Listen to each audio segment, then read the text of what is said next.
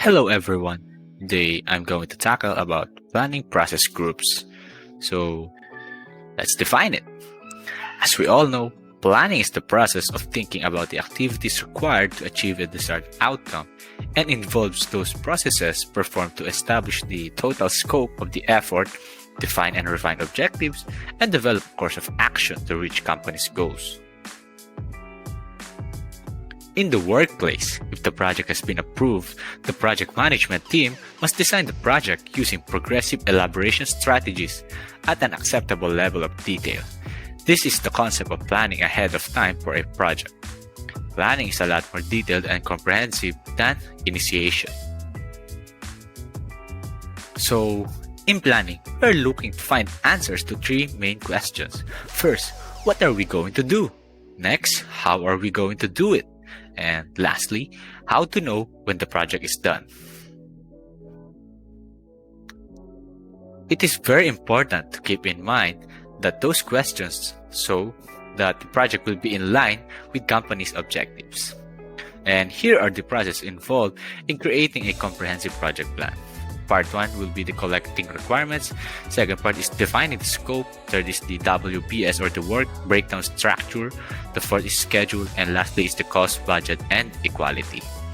And I'll discuss to you about the first and second processes of planning.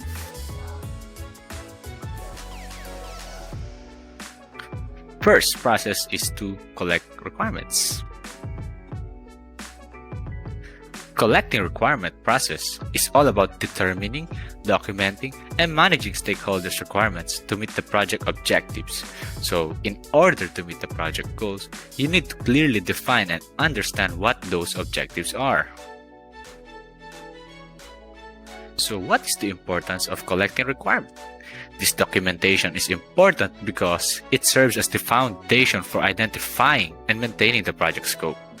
The Collect Requirements document provides information about the requirements that must be met in order to satisfy not only the stakeholders but also the project.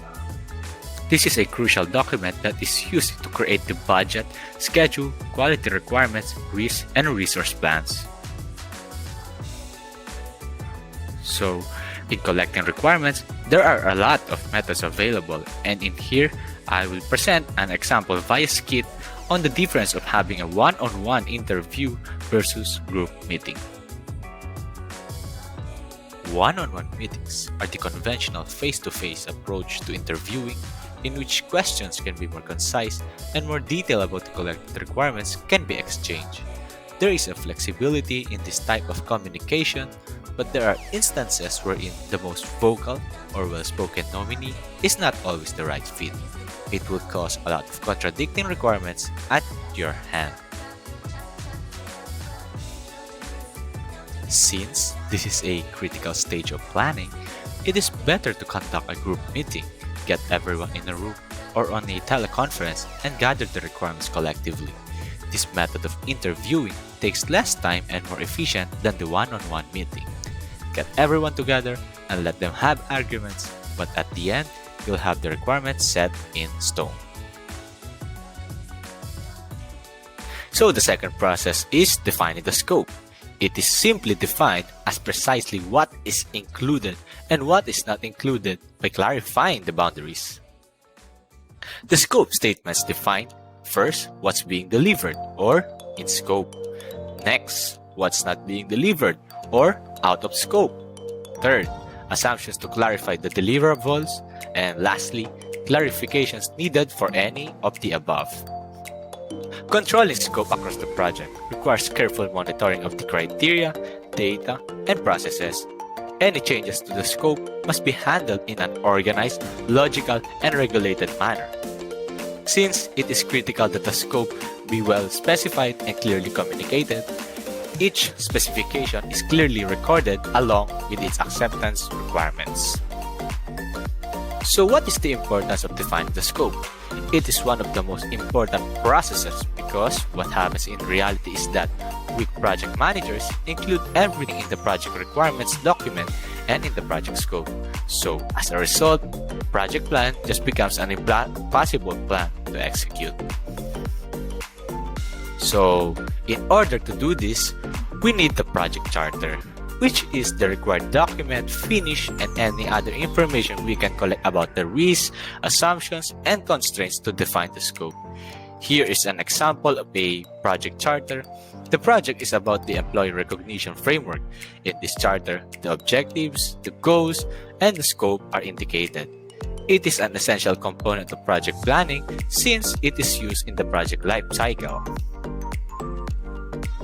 And the last, here is a real-life example of a project scope.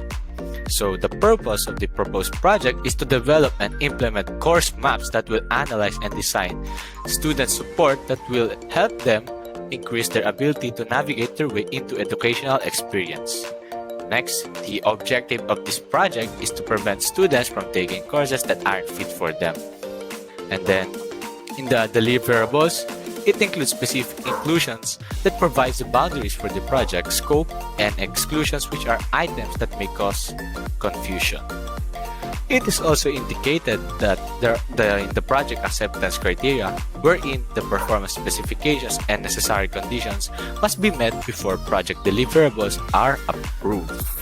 And for any project, the principles of project scope management would be the same, so don't overcomplicate scope management. So, thank you for listening, and I hope you learned a lot from this video.